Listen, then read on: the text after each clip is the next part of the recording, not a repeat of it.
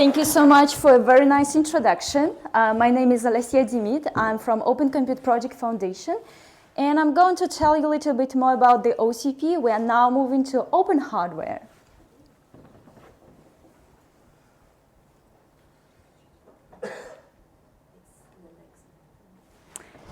So, Vespertech made a very nice introduction to the OCP and the history. So I'm going to tell you that the OCP Foundation has been launched by Meta in 2011. Today, our board members are Google, Meta, Microsoft, Intel, and private investor Andy Berktelstein. What are the advantages of being a part of the Open Compute project? As you see here, we are in the front of the shared open source innovation, community-driven standards, and bringing the hyperscaler innovation to everybody, to the whole industry. And our principles are efficiency, sustainability, openness, scale, and impact.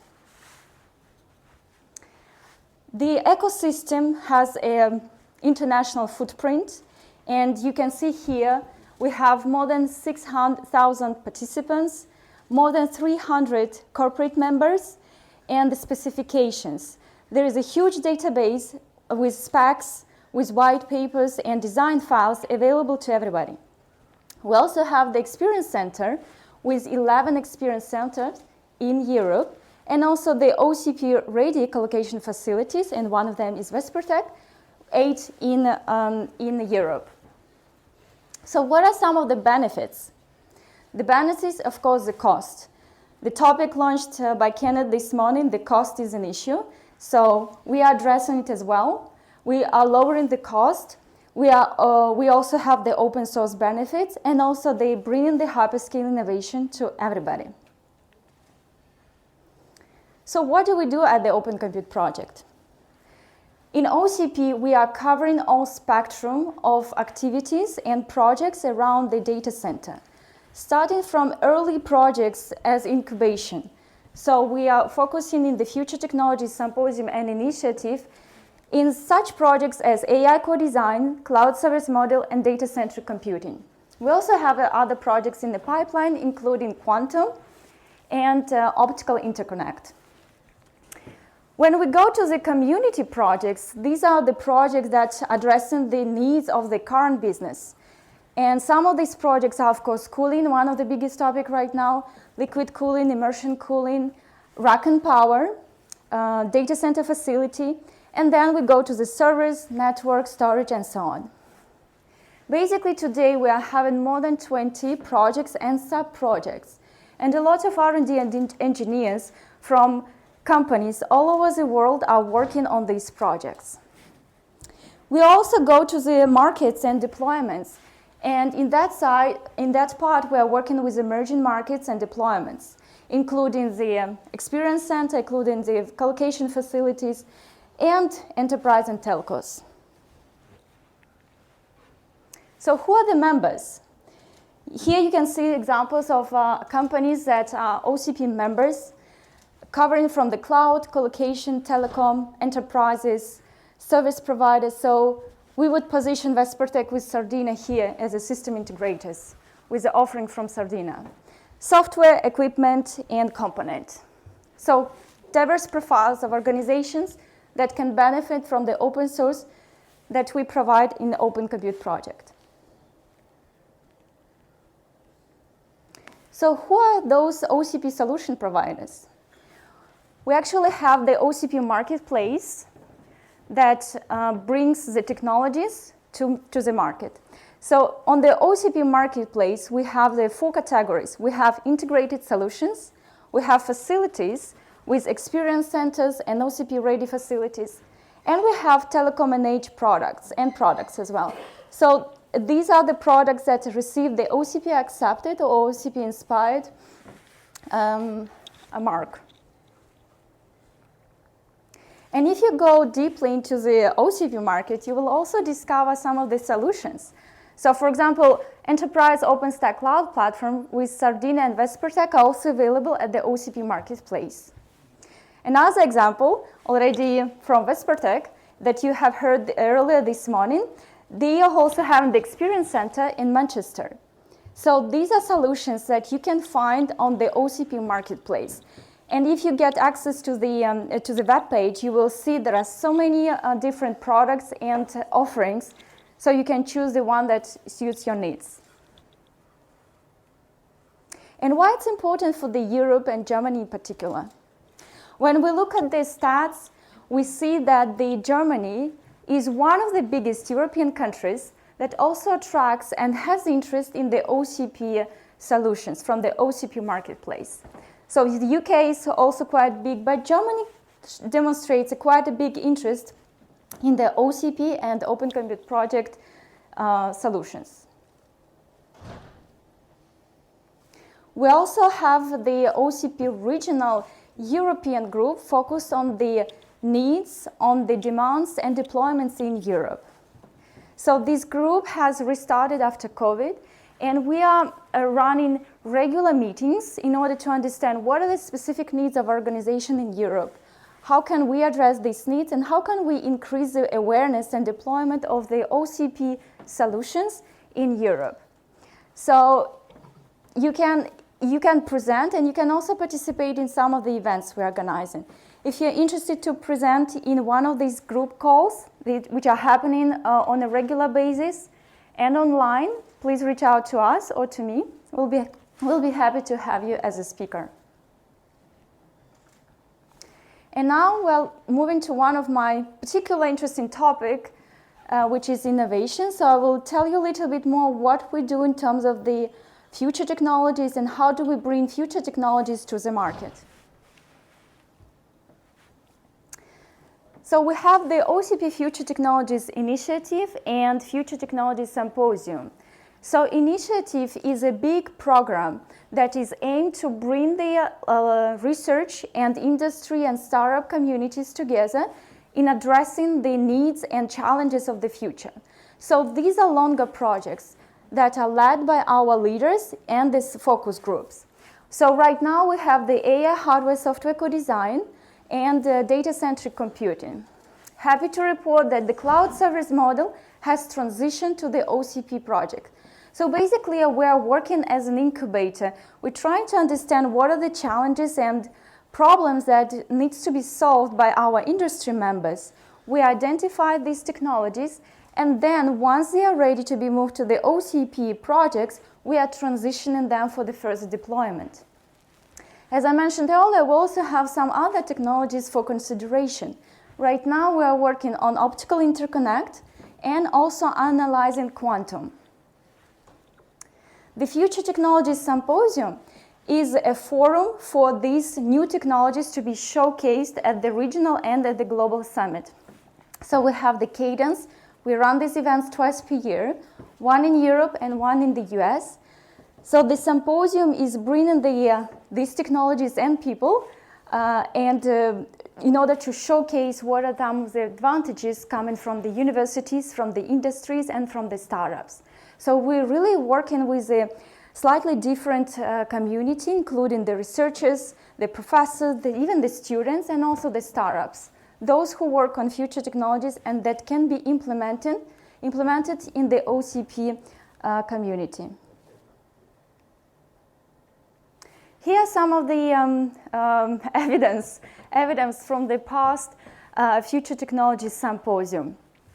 So you see we have the presentations, we have keynote presentations and papers selected. The process to participate in the symposium is that you need to submit a paper, and then we have a program committee, an expert committee who assess these papers and select the best papers to be showcased at the symposium. So here you have the example of a speaker who was selected to be presented.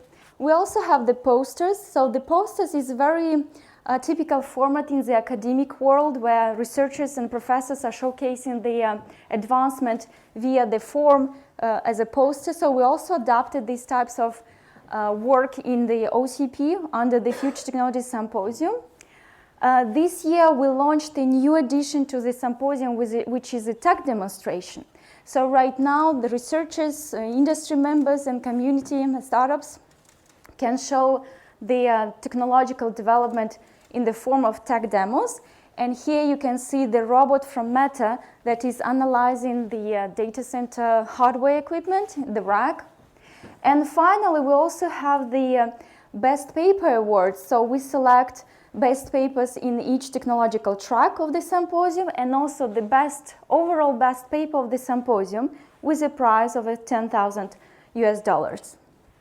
So the photos is from the ceremony of the award ceremony. Yeah, if you would like to learn more information, we have a separate page that you can visit and actually can receive the call for papers for regional or for the global symposium, which will be next year. Again, this year, in April 2023, we launched another addition to the OCP, which is the OCP Startup membership and program. So our mission is to identify early in the process some of these early emerging companies, organizations that are working on the new technologies, something novel that can be implemented in the community and for the community. So right now we have quite a lot of program members that has joined. Carno is a French company, Wooded Data Center from the Netherlands, and others, Blind Spot from Germany, and most of the others are from the US organizations. Again, our focus is to identify future technologies, network applications, AI, chiplets, data center sustainability, and facilities. So again, the startups that are addressing the strategically important technologies and topics for our community. The process is ongoing, so if you know a startup who would want to be interested to join either our membership or program, let us know. We are looking and enrolling startups on a regular basis. Last but not least, I would like to highlight that we are organizing the regional symposium, which is regional summit that is focusing on the EMEA and European audience that will take place in April 24th and 25th in Lisbon, Portugal. So I would like to invite you to join as a participant or as a presenter. The call for papers will be open soon, so if you're interested to present some of your work, you can also apply as a presenter. You can also exhibit or at least visit and see what are the solutions, open source hardware solutions are available in Europe, but also by the American organizations. And later in the year, we'll be also organizing the Global Summit that will be taking place in California, in San Jose. And the dates are the 15th, 16th, and 17th of October in Southern California. So if you're interested to join, you're also welcome. And all information will be available on the QR code. So thank you so much. I think I still have some maybe time for questions.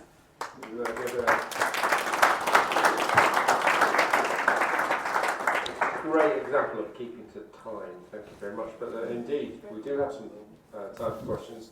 There was one earlier.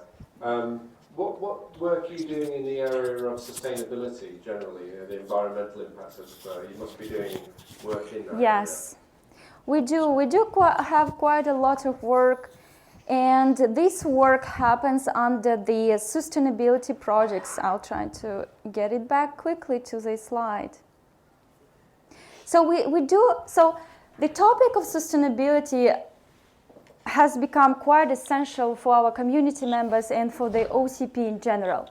So on the sustainability side, first and foremost, we have the OCP sustainability project that are addressing and covering the topic of sustainability across different areas. Second, we also have the sustainability in the different sub-projects, because we realize that most of the technologies, even if you submit the paper, will be addressing in some way or another the sustainability issues. Right now, the sustainability increasing the impact is and across different projects such as cooling, rack and power, network, and service. All these projects are covering the topic and the topic of sustainability. So, is getting quite a lot of interest and importance in the industry. Great. And are you finding that the industry members are collaborating in those projects as well as, say, civil society or academics? You're getting broad involvement from all your members? Yeah, I would say that the industry members are very active on the topic and questions regarding sustainability, and especially in Europe. And I think one of the reasons because there is a technological challenges to be solved. Right now, one of the big questions that has been discussed at the Global Summit is the power due to the increasing AI load. So how do we get more power because the demand and computing demands has increased. So we need to think about solving the technological challenges. And on the research side and the academic side, we do have the demand, but it's more like technologies 3 to 5 years from now.